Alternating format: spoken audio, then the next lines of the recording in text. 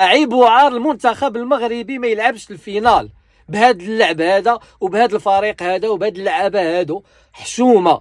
مبروك، الف الف مبروك المنتخب المغربي البرونزيه.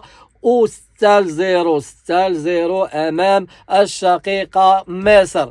مصر رجعنا لكم الصرف وفتناه لهيه. للاسف ما كناش باغيين نلعبوا معاكم، كنا باغيين نلعبوا الفينال، ولكن البرونزيه ما غاديش نعقلوا عليكم للاسف. سمحوا لينا، هذه هي كره. المره الجايه ان شاء الله. المنتخب المغربي منتخب بين على واحد الاداء واعر. الناس كاملين كيقول لك علاش ما كناش في الفينال، علاش لعبنا داك اللعب مع اسبانيا.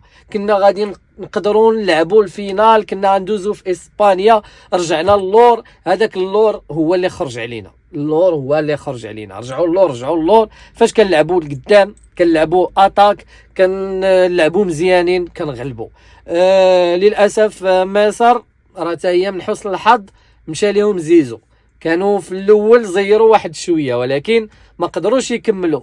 ما عندهمش شي ركراكي يبقى يقول لهم رجعوا اللور. كانوا مندافعين بزاف القدام. ولكن مع المغرب ماكينه ماركي. وفي الختام حسن الخاتمه، حكيمي كيماركي بيت واعر بزاف. 6-0 مبروك، الف الف الف مبروك. اذا جوج ديال الميداليات ذهبيه وبرونزيه.